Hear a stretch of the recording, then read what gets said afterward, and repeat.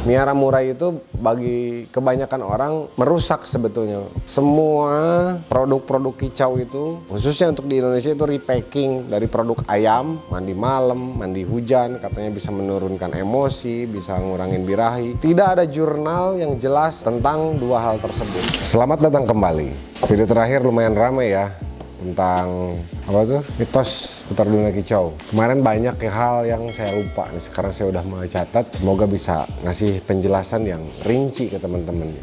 Oke, sebelum lanjut, video ini full disponsori oleh Come True Design. Jadi buat teman-teman jangan ragu untuk follow Instagram dan subscribe juga YouTube-nya Come True Design. Jadi kemarin banyak yang gagal paham ya dari teman-teman nonton, mungkin nggak full ya, baru sepotong udah berargumen. Ada yang setuju, ada yang nggak setuju, itu wajar sebetulnya. Cuman ada beberapa yang gagal paham gitu. Jadi untuk menghindari hal tersebut, saya akan ulangi beberapa.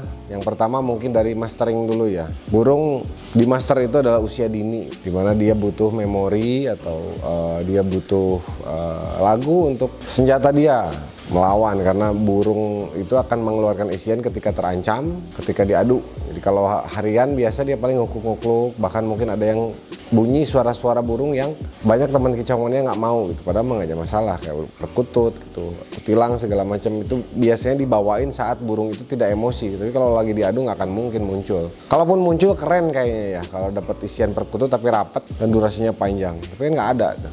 Semua pasti dibawain ketika burungnya belum top perform. Kalau burung-burung isian-isian kayak perkutut dan kutilang. Nah, kita bahas dulu tentang mastering. Mastering itu nggak terlalu penting ya, itu tadi karena dia udah punya memori sebelumnya. Burung ini nggak perlu diingetin. Kan kemarin ini kalau burungnya pintar harus diingetin. Justru kalau burung pintar nggak perlu diingetin. Burung pintar mah baru ngedenger sekilas aja dia langsung bisa bawain. Sebetulnya bukan hanya karena faktor genetika pintar atau enggaknya. Jadi ada tipikal suara yang burung itu punya dua tipikal suara ya, khususnya murai ada roll sama tembak gitu kan. Atau ada beberapa lagu yang mungkin dia suka. Jadi kalau misalkan burung dengan tipikal nembak dikasih mastering roll ya nggak akan nyampe, nggak akan ketemu sampai kapanpun gitu tuh. Dianya nggak akan bisa bawain. Sama kayak manusia lah, orang yang hobi atau cengkoknya pop, suruh nyanyi lagu rock yang mendayu-dayu gitu kayak Dewi Persik. Intinya itu, mastering itu menurut saya nggak penting. Kenapa juga nggak penting? Karena impact dari cara teman-teman mengolah bahasa, cara teman-teman mengelola data untuk memaster burung itu jadi menimbulkan kesalahan dan kegagalan dalam ekosistem. Akhirnya kan banyak miara burung-burung yang seharusnya tidak dipiara. Murai itu kan sebetulnya destruktif ya. Miara murai itu bagi kebanyakan orang merusak sebetulnya. Kenapa bisa merusak? Ya itu tadi karena ini burungnya harus banyak masterannya. Akhirnya kan burung yang sebetulnya bukan jadi komoditas kicau ditangkap, dikurung, akhirnya di alamnya berkurang. Kayak ciblek segala macam kan. Dulu sempat dilombain, sekarang nggak ada ya karena sudah jadi tren untuk dijadikan burung mastering ya. Hilang dari habitat aslinya. Bahkan mungkin bisa dikatakan punah di alamnya, walaupun ada beberapa teman yang melakukan konservasi. Jadi menurut saya mastering ini nggak penting gitu ya. Jadi kalau memang butuh mastering ya bisa menggunakan audio. Untuk beli device-nya atau beli alat audionya itu banyak, nggak usah yang mahal-mahal dengan merek-merek tertentu. Itu sebetulnya repacking. Semua produk-produk kicau itu, khususnya untuk di Indonesia itu repacking dari produk ayam ataupun dari produk-produk lain. Karena egoisme kicau mania yang tinggi akhirnya dijadikan market oleh orang-orang yang bisa dikatakan cerdas di bidangnya. Teman-teman mau nggak jadi bagian yang bodoh? Saya emang nggak mau. Dan saya sudah pernah mengalami itu, makanya saya kasih tahu sekarang. Nah itu untuk mastering. Jadi mastering kalau memang tetap butuh, buat yang nggak percaya sama omongan saya dan nggak yakin, ya silahkan. Tapi saya sarankan jangan pakai burung hidup lah. Karena belum tentu burung yang teman-teman piara juga bakal nempel. Akhirnya burungnya nggak keurus, mati gitu kan, kasihan. Nanti kita akan bahas detail tentang penangkapan burung liar di konten lainnya. Yang kedua nih, setelah mastering adalah rutinitas absurd kicau mania. Mandi malam, mandi hujan, katanya bisa menurunkan emosi, bisa ngurangin birahi. Tidak ada jurnal yang jelas tentang dua hal tersebut. Semua hanya faktor kebetulan dan faktor kira-kira. Kalau nggak percaya, silahkan bandingkan dua masalah dari dua murai yang berbeda. Lakukan treatment yang sama, hasilnya pasti akan beda. Mandi malam jangankan buat burung, kita aja manusia dilarang. Jadi nggak sehat. Di alamnya burung nggak mandi malam. Malam tuh tidur di alamnya juga. Jadi kalau dipaksa mandi ya mungkin ada yang terbiasa, tapi tidak akan berpengaruh signifikan kepada performance. Oke, mandi malam, mandi hujan. Mandi hujan dipercaya menurunkan birahi. tapi saya kurang lebih berapa tahun ya? 2023 berarti 11 tahun saya beternak. Dalam kondisi hujan ada beberapa burung yang justru sebelum kawin mandi dulu. Jadi menurut saya juga nggak akurat nih mandi hujan bisa nurunin birahi. Karena kan untuk kawin dia butuh birahi yang tinggi gitu tuh. Jadi balik lagi, hasil dari treatment yang dilakukan itu nggak bisa disamaratakan tiap individu burung. Gitu kan? Jadi ini mah hanya ya rutinitas gabut aja dari kecampannya yang mungkin nggak ada kerjaan di rumahnya. Jadi mandi hujan itu tidak bisa diyakini menurunkan birahi full gitu. Birahi itu nggak perlu diturunkan karena setiap burung yang berbunyi pasti punya birahi. Cuman kan ada yang terlalu tinggi, ada yang mungkin kurang. Nah, tinggal mengontrol bagaimana birahi itu bisa termanage dengan baik biar si burung ini tetap bisa tampil kalau memang mau main ke lapang. Jadi salah satu cara yang efektif sebetulnya melakukan rutinitas fisik. Entah itu mandi juga rutinitas fisik.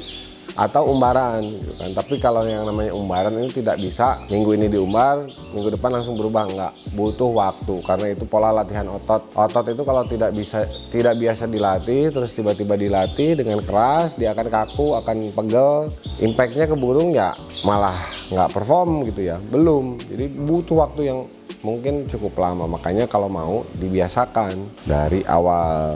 Oke. Nah, terus naik turun settingan dari jangkrik nih. Jangkrik dikasih 5, burung bakal begini, jangkrik dikasih 7, burung bakal begini. Sebetulnya nggak ngaruh, burung itu ketika top performance, bahkan ketika tidak dapat jangkrik pun ya tetap dia bakal fight gitu kan, selama energinya masih ada untuk mengeluarkan tembakan-tembakan ataupun suara-suara intimidasi kepada lawannya. Jadi kan intinya mah kenapa burung bisa nembak, kenapa burung bisa bunyi gacor, itu mengintimidasi, ini wilayah gua nih, lu jangan ganggu. Untuk burung-burung tertentu yang bisa menstabilkan intimidasinya itu disebut burung dominan gitu. Tapi yang kalah ya entah itu nemplok ke dinding karena kekurangan tenaga, entah itu jatuh ke lantai. Balik lagi, jadi ini bukan dari porsi naik turun settingan. Mungkin ada pengaruhnya, tapi tidak akan signifikan karena yang diambil dari settingan itu bukan jumlah jangkriknya, tapi jumlah resapan protein yang didapat dari jangkrik melalui pencernaannya. Nanti juga kita akan bahas vitamin di video selanjutnya aja ya, setelah ini ya. Kita udah siapin datanya dan saya juga udah kasih ada vitamin rekomendasi yang biasa saya pakai yang bisa mensupport masalah-masalah yang barusan saya sebutin. Selanjutnya nih, ada yang percaya embun bisa menjernihkan suara burung. Enggak, itu mah apa ya? Ya sebetulnya rutinitas pagi aja teman-teman, yang mungkin burung di alamnya juga kan memang beraktivitas di pagi hari, tapi bukan pagi hari buta gitu kan. Jam 4 burung beraktivitas kagak, yang ada mah mungkin bisa jatuh dia terbangnya nggak kelihatan. Burung aktivitas itu mulai dari terbitnya matahari setelah azan subuh lah. Jadi mungkin embunnya juga udah nggak terlalu kurang. Coba aja perhatiin sama teman-teman pagi-pagi. Makanya ada efek positifnya, mungkin yang nggak pernah sholat subuh ya sholat subuh lah sambil ngembunin burung. Cuman itu udah aja sih sebenarnya mah ritual atau rutinitas buat kicau mania seperti kita atau penghobi menikmati momen indah pagi hari sama burung kesayangan. Mungkin itu yang bener mah, kalau menjernihkan mah bukan dari efek embunnya, tapi dari perform atau dari metabolisme tubuhnya yang baik gitu. Jadi kalau metabolisme tubuh burung keganggu ya pasti juga nggak akan bagus volumenya. Nah terus penyakit-penyakit ataupun masalah-masalah pada burung yang tidak bisa disembuhkan kan kemarin sudah saya bahas. Nah sekarang saya coba membahas sedikit dari pertanyaan-pertanyaan teman-teman tentang cabut bulu. Sebenarnya udah pernah saya bahas, cabut bulu itu bisa sembuh dan bisa tidak, tergantung masalah bawaan. Artinya gini, burung cabut bulu itu ada banyak faktor ya. Salah satunya kutu. Nah kalau misalkan masalahnya karena kutu, ya diobati kutunya gitu kan. Dikasih obat kutunya biar nggak ada, ya cabulnya bakal selesai gitu. Atau penyakit kulit-kulit lainnya gitu. Tapi kalau misalkan cabut bulu karena karakter, tidak bisa disembuhkan. Ada burung tuh yang kurang tenaga, kurang power, marah tapi tidak bisa dilampiaskan dengan suara intimidasi, impactnya ke cabut bulu. Ada. Itu karakter, tidak bisa dipukul rata semua. Berikutnya burung macet bunyi. Balik lagi, macet bunyi juga. Kita juga harus tahu masalah kenapa burung ini bisa macet. Apa karena gagal saat mabung? Apa karena terlalu banyak lemak? Jadi selesaikan masalah bawaannya, baru diobati masalah diakibatkan dari penyakit bawaannya gitu loh. Termasuk juga nyilet. Karena malnutrisi ya kalau diperbaiki nutrisinya ya pasti sembuh. Tapi kalau nyiletnya karena ada gangguan organ di dalam, di organ pencernaan misalkan, kalau kita tidak bisa tahu masalahnya, nyilet ini nggak akan sembuh dan tidak sedikit burung yang mati setelah nyilet begitu. Jadi ya kita tetap harus logik ya, kita tetap harus logis. Apa yang sebetulnya kita rasakan manusia, itu juga akan dirasakan oleh makhluk lainnya termasuk burung. Jadi semua perawatan yang dilakukan teman-teman ke burung, difikirkan dulu kalau impactnya ke kita gitu. Kayak tadi itu mandi hujan gitu. Kira-kira kalau burungnya kurang fit, dimandiin hujan-hujan, boro-boro turun birahi, yang ada memati kali ya, kedinginan ataupun mungkin demam. Sama manusia juga gitu. Emang iya kayak Indiaan gitu, hujanan jadi romantis. Itu tadi orang India juga hujanan kan, bukan nurunin birahi malah naikin birahi. Oke, itu saja di konten kali ini. Semoga bermanfaat. Jangan lupa like, komen ya, di share juga. Salam hijau.